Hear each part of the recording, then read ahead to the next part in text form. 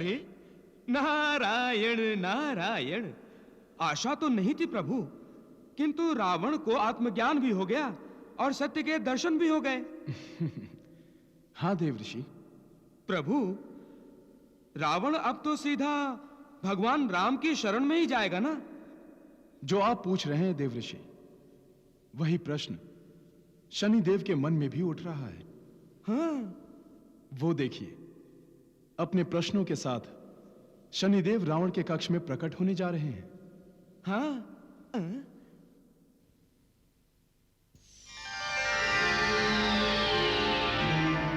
प्रणाम दशानन।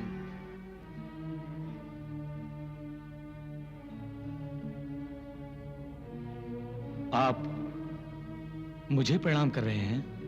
प्राणी के भीतर की हर प्रभु भक्ति को शनि प्रणाम करता है। तो क्या आपको अभी तक मेरे भक्त होने पर संशय था? संशय तब होता जब मैं तुम्हारा साक्षात्कार करता, परंतु तुम पर तो काम, क्रोध, मोह आदि वासनाओं का इतना मोटा आवरण चढ़ा था कि तुम्हारा सत्य रूप कभी दिखाई ही नहीं देता था। और अब आत्मज्ञान के तेज से तुम्हारे काम, क्रोध, मोह आदि वासना रूपी शत्रुओं का दमन हो चुका है रावण। अब तुम में कोई आसक्ति नहीं रही, कोई विकार नहीं रहा रावण। तुम्हारी अंतरात्मा बड़ी उत्सुकता से मुक्ति की प्रतीक्षा कर रही है।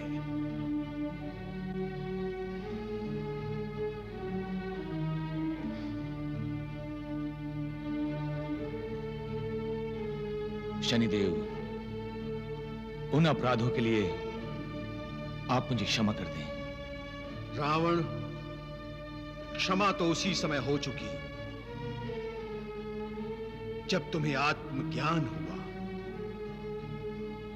अब तुम श्री राम की शरण में चले जाओ। नहीं शनिदेव, अब मैं युद्ध करूंगा। प्रभु श्री राम से युद्ध करोगे? हाँ शनिदेव, मैं एक योद्धा हूं और मरूंगा तो युद्ध भूमि पर ही मरूंगा। और यह एक युद्ध नहीं होगा, बल्कि एक महापूजा होगी। महापूजा? हाँ, प्रभु श्री राम की महापूजा।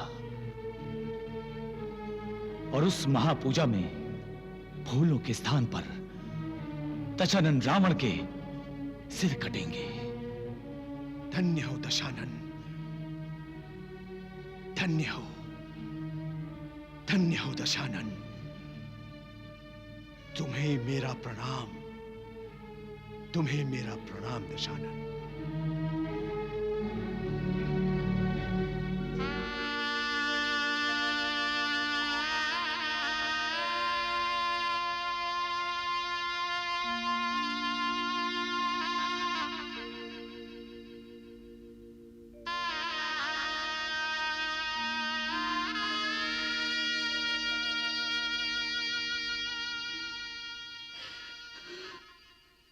मंदोदरी, मैं युद्ध करने रणभूमि जा रहा हूं। मुझे शुभकामनाओं के साथ विदा करो।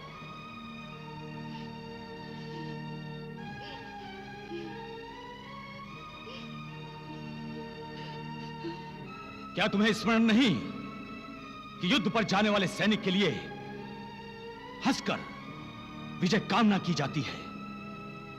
पर आज तो मेरा अंतिम युद्ध है, अंतिम भेंट है हमारी।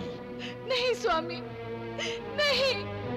आज से पूर्व जब भी मैं रणभूमि पर गया हूं, विजयी होकर लौटा हूं, और आज भी विजय मेरी ही होगी। स्वामी, मैं यही इसी कक्ष में अपने विजेता स्वामी का स्वागत करने की प्रतीक्षा करूंगी।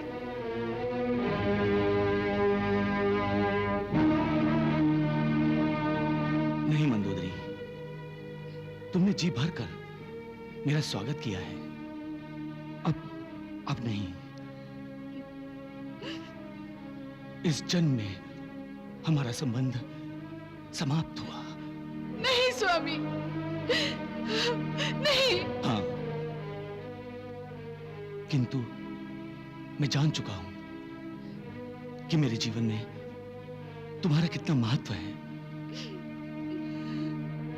मैं भगवान से प्रार्थना करूंगा कि अगले जन्म में भी तुम्हें ही मेरी पत्नी बनाए।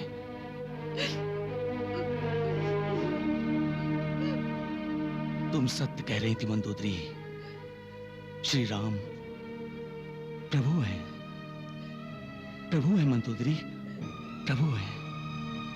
और आज मैं उनसे मुक्ति पाने जा रहा हूं। नहीं, मैं मुक्ति पाने जा रहा हूं मंदोदरी। मुझे युद्ध पर जाने दो। नहीं स्वामी, मुझे जाने दो। मुझे विजय तिलक लगाओ मंदोदरी, मुझे विजय तिलक लगाओ।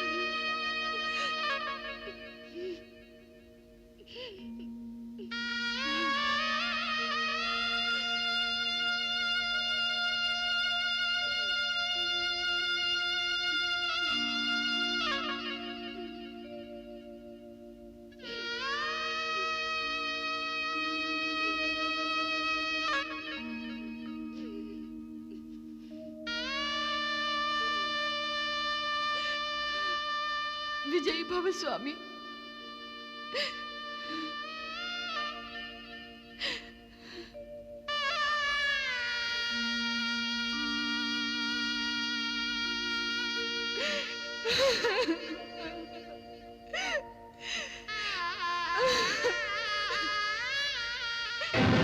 कहां है तुम्हारा राम?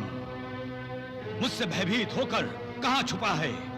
जिसका नाम लेने से ही भय भाग जाता है, वो तुमसे क्यों भयभीत होंगे? मैं पूछ रहा हूं, राम कहां है? बताओ, अन्यथा हम तुम्हारे प्राण हरण कर लेंगे। प्रभु की इच्छा के बिना तुम कुछ नहीं कर सकते रावण। श्री राम परमेश्वर है और परमेश्वर का साक्षात्कार सहज नहीं होता। सच्चे दिल से पुकारो, प्रभु श्री राम स्वयं दर्शन देंगे। प्रभु अपने भक्त को कभी निराश नहीं करते। राम राम राम, कहां हो तुम? कहां हो तुम? कहां हो तुम? नारायण नारायण। वाह, क्या व्याकुलता है, कितनी तड़प है रावण के हृदय में आपसे मिलने की प्रभु। मेरे सामने आओ। प्रभु, ये उलाहना है, आदेश है, धमकी है, क्या है ये? आपको स्मरण नहीं देवर्षि? रावण ने तो महादेव शिवशंकर पर भी अपने बल का प्रयोग किया था। कैलाश सहित उन्हें भी अपने बाहुबल से उठाने चला था। तो क्या आज भी कुछ ऐसा ही देखने को मिलेगा प्रभु? यदि तुम मेरे सामने नहीं आए तो मैं महाअस्त्र प्रकट करके पृथ्वीलोक ध्वस्त कर दूंगा।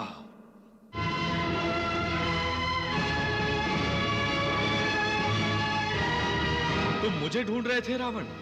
अच्छा हुआ कि तुम मेरे सामने आ गए। पृथ्वीलोकवासी तुम्हें परमेश्वर समझते हैं। वो समझते हैं कि तुम्हें कोई नहीं जीत सकता। परंतु आज मैं अपनी शक्ति का परिचय दूंगा और तुम्हें जीतकर संसार से पूछूंगा कि अजय कौन है, रावण या राम। तुम परमेश्वर को अवश्य जीत सकते हो, किंतु शक्ति से नहीं। क्यों? मैंने महादेव शिव शंकर को अपनी शक्ति से नहीं जीता था। रावण, शक्ति कहां से प्राप्त होती है? भक्ति से। तुम्हें कदाचित इस बात का ज्ञान नहीं है कि शक्ति में भक्ति निहित है और भक्ति में शक्ति। नारायण नारायण। तुमने अपनी शक्ति भी भक्ति से प्राप्त की है, किंतु तुमने इसका दुरुपयोग किया है और इसका मात्र एक दंड है, मृत्यु दंड। अच्छा, तो तुम मुझे मृत्यु दंड दोगे। सावधान।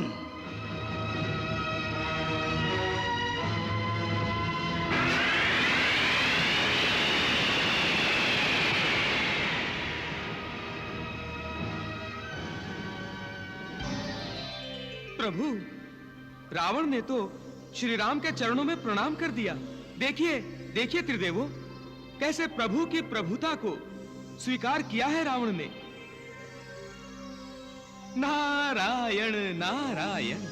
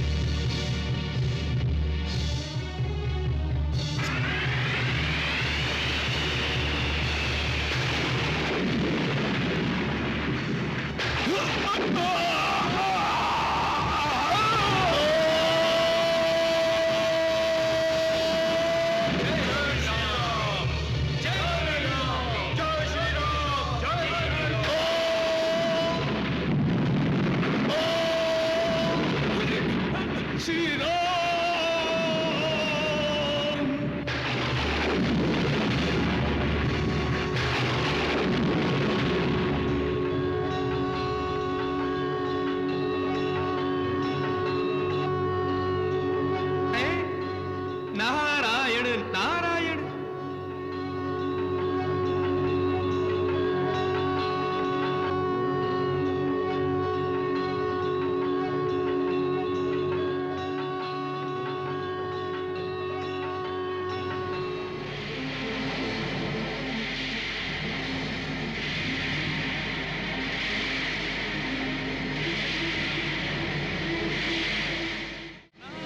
नारायण नारायण। अंततः दशानन रावण का इस युग का आवागमन समाप्त हो गया। वो तो होने ही वाला था देवर्षि, किंतु रावण के माध्यम से समस्त लोकवासियों को यह ज्ञान दिया गया है कि अटूट शक्ति प्राप्त करने के उपरांत भी यदि उस शक्ति का मर्यादित उपयोग और प्रयोग न किया जाए तो प्राणी का रावण के समान अधोपतन हो जाता है। प्रणाम भ्राताश्री। प्रणाम। तुम मेरी प्रतीक्षा कर रहे हो? हाँ भ्राताश्री, हमें विष्णु लोक जाना चाहिए। चलिए।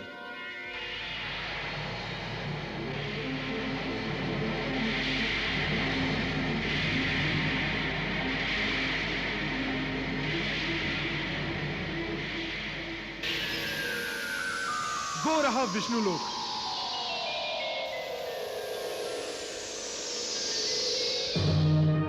ये क्या हुआ? विष्णु लोक अदृश्य कैसे हो गया? मैं समझ गया कुंभकर्ण। हमें 3 योनि तक असुर बने रहने का श्राप था ना? हाँ भ्राताश्री।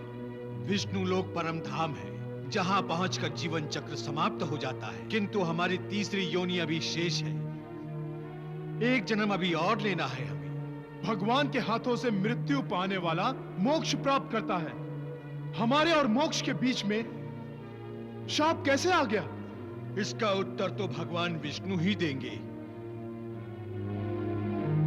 हे भक्त वत्सल, हम दोनों भाई आपके पार्षद हैं।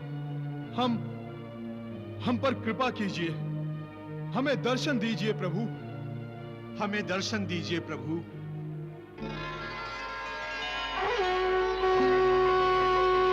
प्रणाम प्रभु। शुभम भवतु। हम आपकी शरण में आए हैं प्रभु। मुक्ति की खोज में युगों युगों से भटक रहे हैं प्रभु। प्रभु, हम 2 बार आपके द्वारा वध किए जाने पर भी आपका परम धाम प्राप्त क्यों नहीं कर सके? हम कृपा करके हमें बताइए प्रभु। जय विजय, कर्म बंधन अत्यंत जटिल होता है। जीव यदि किसी पुण्यात्मा के शाप से ग्रस्त हो जाए तो प्रकृति की सारी मर्यादाओं को तोड़कर शाप की मर्यादा में बंध जाता है। तुम्हें सनक आदि पुण्यात्माओं का शाप मिल चुका है। इसी कारण मेरे हाथ से वध किए जाने पर भी तुम मुक्त नहीं हुए हो। जय विजय, बस अब एक जन्म और है। उसके पश्चात तुम दोनों शाप से मुक्त हो जाओगे और मुझ में ही समाहित हो जाओगे। प्रभु, रावण के रूप में मैंने सदा अपने आप को परमेश्वर का ही रूप समझा। भगवान शंकर की आराधना भी मैंने उसी परमेश्वरत्व को पाने के लिए की थी। तुम्हारा आशय समझ गया मैं। अब तुम्हें अपने तीसरे जन्म में शंकरी और वैष्णवी दोनों रूप प्राप्त होंगे। मैं कृतार्थ हुआ प्रभु। और मैं प्रभु? तुम्हें तो जय के अनुसार ही फल प्राप्त होते रहे हैं, क्योंकि तुम उसके अनुज रहे हो। अब हमें क्या करना होगा प्रभु?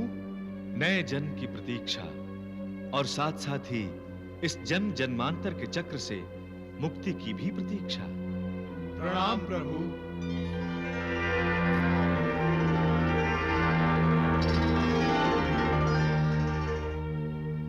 प्रभु श्री रामचंद्र की जय। प्रभु श्री रामचंद्र की जय। महाराज विभीषण, अब आप लंका के अधिपति हैं। जाइए और दशानन की पत्नियों को सांत्वना दीजिए और दशानन का अंतिम संस्कार कीजिए। जो आज्ञा प्रभु। भैया, अब आप हनुमान जी को अशोक वाटिका भेज दीजिए। हाँ लक्ष्मण। हे पवन पुत्र, महाराज विभीषण की आज्ञा लेकर आप अशोक वाटिका में जाइए। सीता को पूर्ण समाचार सुनाकर यहां ले आइए। जो आज्ञा प्रभु।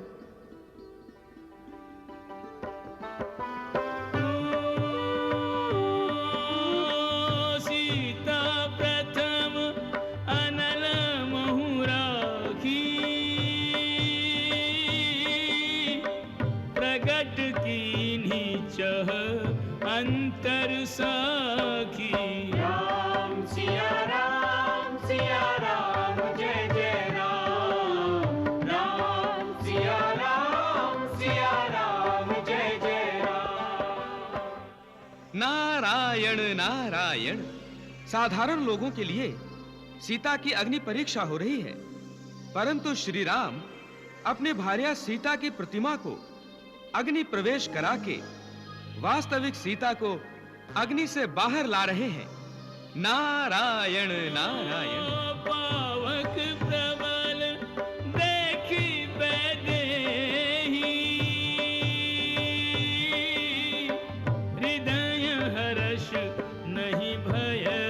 अछूते ही राम सिया राम जय जय राम सिया राम जय जय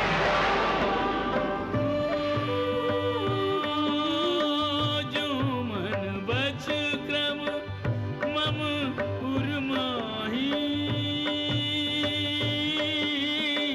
तज रघुबीर आन गति नाही राम सिया राम जय जय राम सिया राम जय जय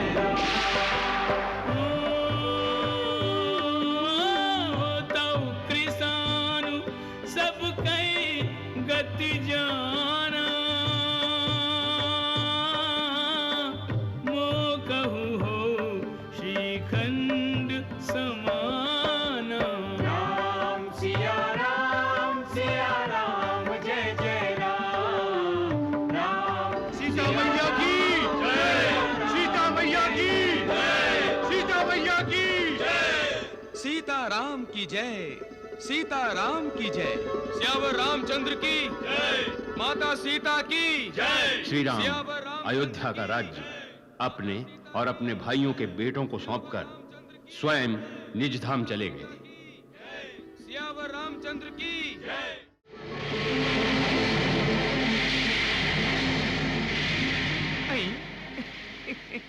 प्रणाम देवर्षि। कल्याणमस्तु। अंतरिक्ष में आनंद की उड़ानें भर रहे हो तुम दोनों, हैं? हम तो भटक ही रहे हैं देव ऋषि, नीचे से ऊपर भेज दिए गए हैं और ऊपर भी हमारे लिए द्वार बंद हैं। हम कहां जाएं देव ऋषि, कहां जाएं? निराश क्यों हो रहे हो? प्रभु ने द्वापर युग में तुम्हें मुक्ति देने का वचन दिया है ना? ये द्वापर युग ही तो है देवर्षि, किंतु हमें अपनी मुक्ति की कोई संभावना दिखाई नहीं दे रही। संभावना तो प्रभु के अवतार से जुड़ी हुई है कैटब। तो प्रभु अवतार कब लेंगे देव ऋषि? हमें और कितनी प्रतीक्षा करनी पड़ेगी? नारायण नारायण, समय आ गया है मधु कैटब। भगवान विष्णु ने स्वयं कारागृह में बंद देवकी और वसुदेव को चतुर्भुज दर्शन देकर बाल रूप ग्रहण कर लिया है। ये भगवान के अवतार की उद्घोषणा है और तुम्हारे पापों की समाप्ति की सूचना है। नारायण नारायण।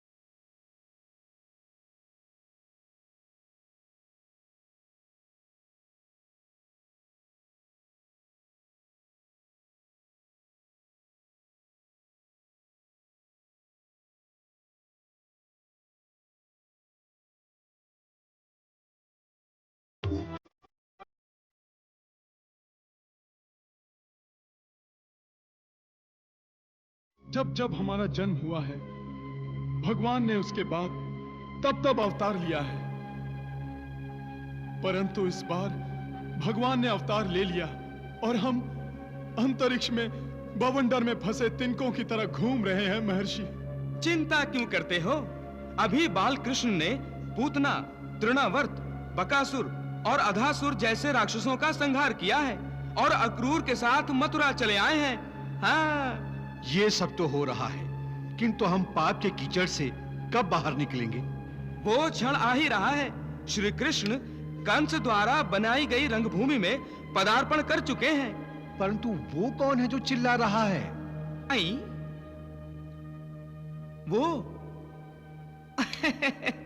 वो मगध देश का राजा जरासंध है। गुप्तचर, असत्य समाचार देने का दंड जानते हो? भोजराज कंस मेरा जमाई है और तुम उसके वध का समाचार मुझे दे रहे हो। समाचार अशुभ अवश्य है सम्राट, किंतु असत्य नहीं। भोजराज कंस का वध किया जा चुका है। नहीं, नहीं, ये नहीं हो सकता। इस धरती पर कौन है जिसने स्वयं काल को युद्धम देहि कहा है? कौन है जिसने उसकी ओर आंख उठाकर देखने का साहस किया है? उसका नाम बताओ गुप्तचर, उसका नाम बताओ। हम उसके साथ साथ उसका नाम लेवा भी जीवित नहीं छोड़ेंगे। गुप्तचर, हमें उसका नाम बताओ। कौन है वो? कृष्ण। वो बहरूपिया। हम इसी समय मथुरा पर आक्रमण करेंगे। क्षमा कीजिए महाराज, आपका महामंत्री होने के नाते मेरा आपसे निवेदन है कि आवेश में आकर कोई भी कार्य करना बुद्धिमता नहीं है। इससे पहले स्थिति पर विचार करना आवश्यक है। कैसा विचार महामंत्री? मेरी दोनों पुत्रियों अस्थि और प्राप्ति को उस कृष्ण ने विधवा बना दिया है और आप मुझे विचार करने की मंत्रणा दे रहे हैं। मैं आपकी पुत्रियों की दशा पर ही विचार करने को कह रहा हूं महाराज। मथुरा पर आक्रमण करने से पहले यह सोच लीजिए कि आपकी दोनों पुत्रियां मथुरा में हैं और कृष्ण के अधिकार में हैं। अर्थात युद्ध में कृष्ण अस्थि और प्राप्ति को ढाल भी बना सकता है और उन दोनों का वध भी। महामंत्री, क्षमा कीजिए महाराज, आक्रमण से पूर्व अपनी पुत्रियों की सुरक्षा का प्रबंध कीजिए महाराज। पहले उन्हें मगध में ले आना अति आवश्यक है। वो कैसे आएंगी यहाँ? कौन लाएगा उन्हें? आपके सामंत राजा दमघोष और राजा बृहद शर्मा। वो दोनों तो कृष्ण के संबंधी हैं। जी हाँ, वो दोनों कृष्ण के फूफा हैं।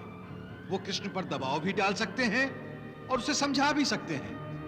और हमारे सामंत हैं, इसलिए हमारी आज्ञा का पालन करना उनका धर्म है। जी हाँ, उनकी आज्ञा का पालन करना कृष्ण का कर्तव्य है। आप ठीक कह रहे हैं।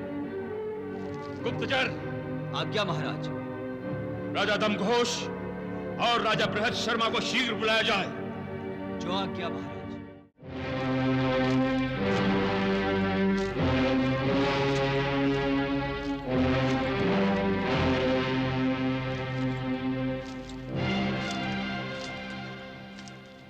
महारानी श्रुति देवा। प्रणाम स्वामी। आपके माथे की सिकुड़न बता रही है कि आप किसी चिंता में डूबी है महारानी। स्वामी, राजनीतिक समस्याएं तो हैं ही, किंतु आजकल पारिवारिक समस्याओं का बोझ भी बढ़ता जा रहा है। आप क्यों चिंता करती हैं महारानी? राजनीतिक समस्याओं का समाधान आप हम पर छोड़ दीजिए। महाराज जरासंध के पास जाने का अर्थ समस्याओं का समाधान नहीं, समस्याओं की गणना में वृद्धि हो सकता है। तो इस बात की जानकारी आप तक पहुंच गई कि जरासंध ने हमें बुलाया है। इसीलिए मैं चिंतित हूं। मथुरा में जो घटनाएं घटी हैं, उनका प्रत्यक्ष नहीं, अप्रत्यक्ष रूप से संबंध हम ही से है। कृष्ण ने और बलराम ने जरासंध की जमाई का वध किया है और उनकी दोनों बेटियां मथुरा में हैं। जरासंध को उनकी सुरक्षा की चिंता होगी। और उनकी बेटियों को विधवा बना देने वाले लोगों के प्रति द्वेष, नफरत और घृणा भी वो अवश्य ही प्रतिशोध की ज्वाला में जल रहा होगा महारानी। किंतु वो प्रतिशोध लेने के लिए अपनी दोनों बेटियों का जीवन दांव पर नहीं लगा सकता। तो क्या उसने हमें अस्थियों प्राप्ति को मथुरा से लिवा लाने के लिए बुलाया है? ऐसा ही जान पड़ता है। नहीं महारानी, नहीं, हम इस झमेले में नहीं पड़ना चाहते। तो क्या आप जरासंध से शत्रुता लेंगे? जरासंध की बात मानेंगे तो कृष्ण हमें अपना शत्रु समझने लगेगा। नहीं, वो ऐसा नहीं करेगा। वो मेरे भाई वासुदेव का पुत्र है, मेरे पति और अपने फूफा का अपमान वो कभी नहीं करेगा। आप केवल उससे मेरा ये संदेश कहिएगा। क्या? उसे कहिएगा कि उसकी बुआ श्रुति देवा ने उसकी बचपन की लीलाएं सुनी और देखी हैं। वो तो ये भी जानती है कि वृंदावन में उसे भगवान माना जाता है। फिर भगवान के होते हुए उसकी बुआ की गोद सूनी क्यों है? ऐसा कौन सा पाप किया है मैंने? हाँ महारानी, संतान न होने की भावना मनुष्य के जीवन में कभी-कभी निराशा भर देती है। मेरी बहन श्रुति और महाराजा दमघोष की हम जैसी ही व्यथा है स्वामी। हाँ सच, महाराज दमघोष को भी जरासंध ने बुलाया है। महाराज, आप मगध जा तो रहे हैं, मगर मेरा मन अस्थिर भी है और भयभीत भी। महारानी, हम जरासंध की कुटिल नीतियों से अनभिज्ञ नहीं हैं। हम जानते हैं वो बेहद शर्मा और मुझे मथुरा भेजने की सोच रहा है। इसीलिए मैं चिंतित हूँ। मैं नहीं चाहती कि मथुरा से हमारे संबंध बिगड़े। मगधराज जरासंध की बात अस्वीकार भी न कीजिए और कृष्ण से शत्रुता न लीजिए। पहले कृष्ण आपके भाई का पुत्र है और दूसरे साक्षात भगवान का अवतार है। सुना है, यदि कृष्ण भगवान का अवतार है तो उसे मेरी ओर से इतना अवश्य कहिएगा कि भगवान की कृपा अपने सगे संबंधियों पर नहीं होती क्या? मैं भगवान की बुआ होते हुए भी संतान से वंचित हूँ। मैं क्यों अभी तक माँ नहीं बन सकी? श्रुति, भगवान के घर देर है, अंधेर नहीं। हमारी संतान होगी, अवश्य होगी। अच्छा, तो हम चलते हैं। शीघ्र लौटिएगा। मथुरा का समाचार सुनने को मन उत्सुक रहेगा।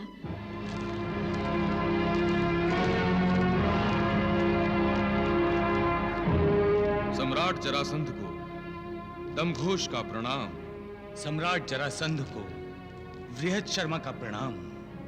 मेरे वीर सामंतों, मैंने एक विशेष कार्य के लिए आपको बुलाया है। आज्ञा कीजिए महाराज। यह अशुभ समाचार आपको मिल गया होगा कि दुष्ट कृष्ण ने मेरे जमाई महाराज कंस का वध करके मेरी पुत्रियों को विधवा बना दिया है। हमें यह जानकर बहुत दुख हुआ सम्राट। हाँ महाराज, इस समय वो कुटिल कृष्ण मथुरा पर अधिकार जमाए हुए हैं। मेरी अस्थि और प्राप्ति दोनों पुत्रियां मथुरा में हैं। आप दोनों कृष्ण के संबंधी हैं। आप मेरी पुत्रियों को सुरक्षा पूर्वक मगध ला सकते हैं। हम आपकी आज्ञा का पालन करेंगे सम्राट। यदि हमारी आज्ञा का पालन करने में कोई विरोध उत्पन्न हो तो? विरोध होने की संभावना ही नहीं है सम्राट। मैं जानता हूं कृष्ण ने जो भूल की है वो उसे दोहराएगा नहीं, क्योंकि वो जरासंध की शक्ति से अनभिज्ञ नहीं है। फिर भी यदि कृष्ण ने विरोध किया तो हमारी आज्ञा है कि उसे राज्य सभा में बंदी बनाकर उपस्थित किया जाए। जो आज्ञा महाराज।